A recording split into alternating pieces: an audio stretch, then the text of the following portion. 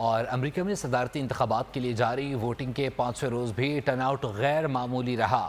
امریکہ بھر میں 5 روز کے اندر 3 کروڑ 30 لاکھ سے زائد امریکی شہریوں نے اپنا حق رائے دہی استعمال کیا۔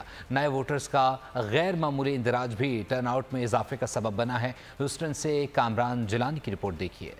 امریکہ میں صدارتی انتخابات کے لیے قبل از وقت ووٹنگ کے 5ویں روز بھی ٹرن آؤٹ زبردست رہا۔ 1 کروڑ 86 لاکھ ووٹرز کی حامل ریاست ٹیکساس میں بھی پولنگ اسٹیشنز پر ووٹرز کا رش نظر آیا۔ 5 روز کے دوران اپنے حق رائے دہی استعمال کرنے والوں کی تعداد 35 لاکھ تک پہنچ گئی۔ ریاست ٹیکساس کے شہر ہیوسٹن میں بھی انتخابی گہما گہمی عروج پر رہی اور بڑی تعداد میں پاکستانی اور ایشیائی باشندوں نے اپنا ووٹ ڈالا۔ ہیوسٹن کے فورٹ بینڈ کاؤنٹی میں اعلیٰ عہدے کے لیے پاکستانی نژاد امریکی امیدوار علی شیخانی کی انتخابی مہم متاثر کن نظر آئی۔ تمام پولنگ اسٹیشنز پر علی شیخانی کے انتخابی کارکنوں کا غلبہ نظر آیا۔ آج الیکشن جو ہے یہاں پہ شروع ہو چکے ہیں امریکہ میں، تو جتنے بھی لوگ ہیں اسپیشلی ہماری پاکستانی کمیونٹی، ان سے گزارش ہے کہ وہ آئیں اور ووٹ ڈالیں، کیونکہ ووٹ از ویری امپورٹنٹ۔ سر یہ ووٹ اس لیے ضروری ہے تمام دیسی اور پاکستانی بھائیوں کے لیے، کیونکہ کمیونٹی کے لیے کام کرنے والا واحد شخص شیخانی صاحب۔